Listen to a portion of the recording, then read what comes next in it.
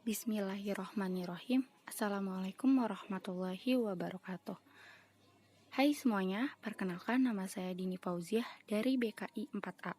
Di sini saya akan melakukan proses konseling sebaya loh dengan Alvina Pandu. Yuk simak video lengkapnya teman-teman. Semoga bermanfaat. Maaf, ini dengan Mbak siapa ya? Saya Mbak Alvina dari Marino Mbak. Oh, Mbak Alvina. Gimana nih Mbak, pada saat kesini alamatnya mudah ditemukan kan? Mudah kok Mbak, karena memang ideal kan dari sini mudah kesini. Wah, alhamdulillah ya, memang teman saya ini nggak tengah jalan Mbak.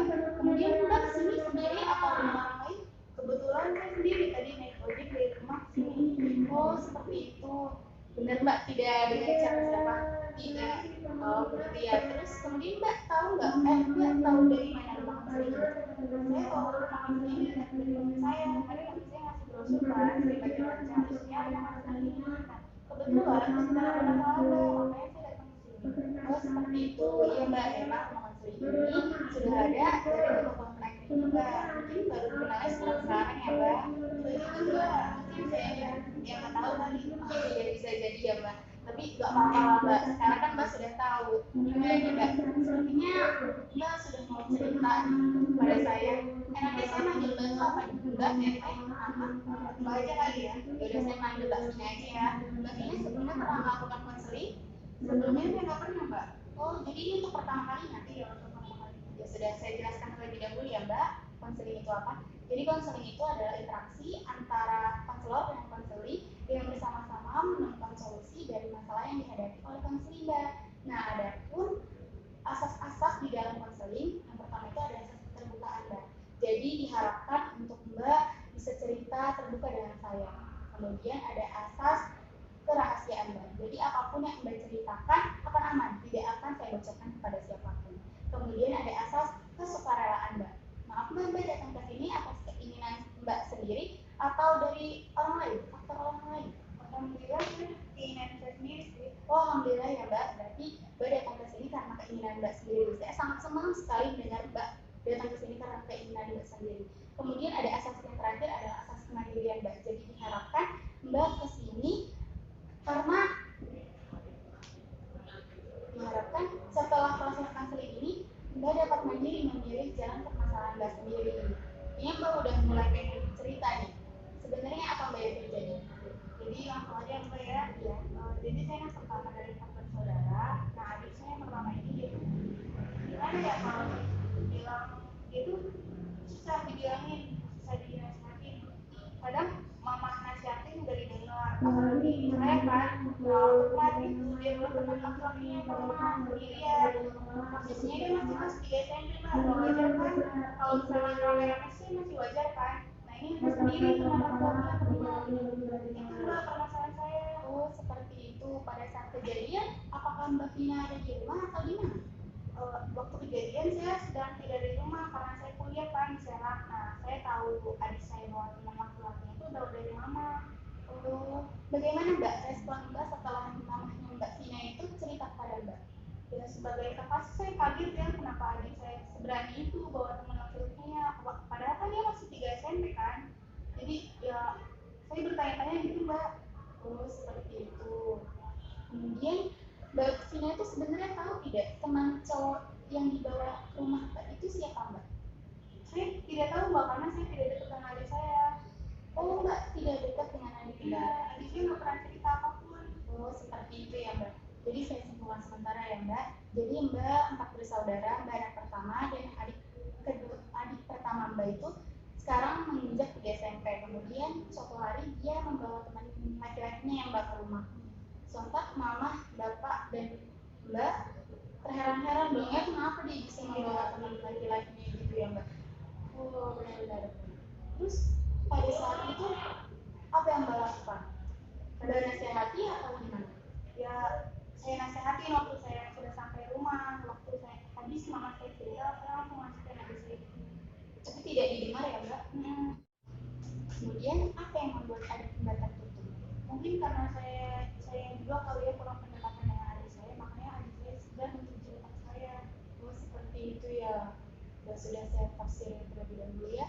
Jadi Mbak mempunyai adik di mana adik Mbak itu masih kelas 3 SMP. Kemudian adik Mbak itu membawa teman cowoknya sendiri ke rumah. Pada saat itu Mbak terheran-heran dong ya, kenapa gitu adik saya bisa ke rumah, adik saya membawa teman cowoknya ke rumah gitu ya. Seperti itu ya. Terus Mbak juga tidak dekat dengan adik Mbak. Benar begitu? Iya Mbak, jadi kurang dekat sama adik saya yang pertama itu. Seperti itu ya. Saya tidak tahu Mbak, adik saya tertutup itu karena apa. Jadi Mbak tidak tahu tertutupnya karena apa. Jadi saya simpulkan ya Mbak itu adalah anak pertama dari 4 bersaudara. Adik Mbak yang pertama itu sekarang sudah kelas 3 SMP. Kemudian kemarin adik Mbak itu membawa teman laki-lakinya. Terus apa yang Mbak lakukan setelah mendengar cerita dari mama Mbak itu? Ya, yang saya lakukan sebagai apa yang saya bercantik yang pertama, saya bercantik.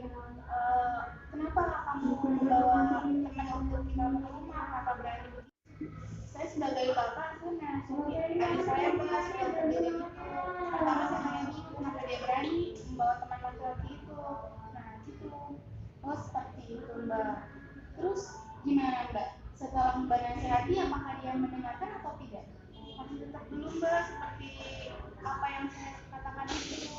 Oh seperti itu. Seperti itu ya Mbak. Ya udah coba Mbak melakukan pendekatan terlebih dahulu Mbak kepada adik Mbak. Mungkin ada sesuatu yang dia suka. Oh iya, saya tahu adik saya itu suka makan pedas Mbak. Oh, jadi adik Mbak suka makan pedas ya. Nah, mungkin dengan adik Mbak suka makan pedas itu, Mbak bisa mengajak adik Mbak untuk makan pedas, makan bakso seperti itu. Kemudian Mbak mengajak dia berbicara kayak Mbak curhat ke dia, terus Mbak cerita tentang di kampus Mbak seperti apa kan, kemudian dia akan terpancing untuk bercerita juga kan Mbak. Kemudian Mbak sambil menanyakan siapa sih yang kemarin itu yang ke rumah. Oh gitu Mbak, jadi saya harus saya tuh harus mendekati dia gitu. Oh seperti itu ya Mbak. Baik Mbak, saya akan melakukan apa yang kata Mbak katakan dengan bercerita, dengan mengajak dia makan pedas. Dengan begitu mungkin dia lebih terbuka dengan saya kali ya. Alhamdulillah ya, akhirnya kamu sudah mengetahui apa yang harus kamu lakukan. Semoga apa yang kamu rencanakan akan berhasil ya. Amin Mbak, makasih ya nasihatnya. Iya, sama-sama Mbak. Oh ya Mbak, pernah nggak sih berada di posisi saya seperti ini? Pastilah Mbak, saya juga mempunyai adik di mana karena adik saya tidak nurut dengan saya apapun saya katakan, dia selalu membangkang. Bahkan saya berpikir bahwa dia tuh tertutup dengan saya benar-benar tertutup. Saya mencoba untuk mendekati dia Mbak.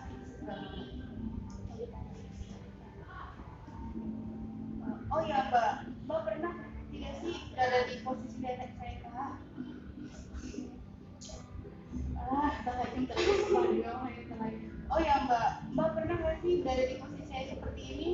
Oh pastinya pernah Mbak. Saat adik saya benar-benar tidak nurut dengan kata-kata saya, tapi saya mencoba untuk berpikir bahwa adik saya itu pada masa remaja pasti punya emosi yang sangat naik kan Mbak. Oh pastilah Mbak, pasti saya pernah merasakan di posisi Mbak. Adik saya juga pernah tidak nurut Mbak, tapi kembali lagi ke diri saya. Oh mungkin saya yang kurang perhatian dengan adik saya, maka dari itu adik saya tidak mau berikan saya apalagi untuk bercerita. Makanya dengan itu juga saya mencoba untuk mendekati diri dia, menanyakan segala hal, cerita. Dengan begitu adik saya langsung terbuka kepada saya Mbak. Oh gitu Mbak, makasih ya Mbak udah ngasih nasihat seperti itu. Tenang ya Mbak, Mbak tidak sendiri, saya pernah kok di posisi Mbak.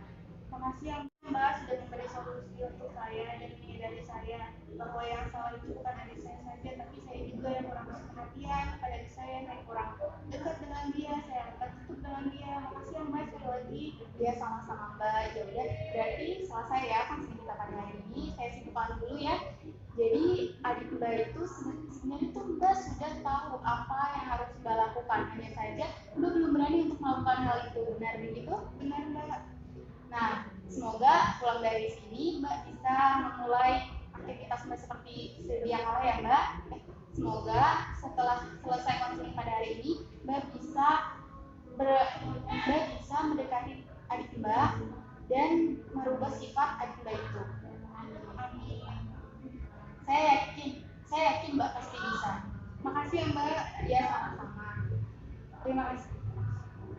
Terima kasih ya Mbak telah melakukan konseling dengan saya ya. Saya mendoakan Mbak semoga Mbak dan Mbak bisa akur ya. Amin Mbak. Semoga setelah ini Mbak dapat menyelesaikan masalah Mbak dengan adik Mbak ya, dan kemudian adik Mbak dapat menurut dengan Mbak maupun orang tua Mbak. Amin. Amin. Amin. Makasih ya Mbak. Ya sama-sama Mbak. Terima kasih telah melaksanakan konseling pada hari ini. Bila dibutuhkan konseling lanjut, bisa hubungi saya kembali ya Mbak. Gampang Mbak. Ada. Makasih ya Mbak. Ya sama-sama. Sekian video yang dapat saya buat, kurang dan lebihnya saya mohon maaf. Terima kasih. Wassalamualaikum warahmatullahi wabarakatuh.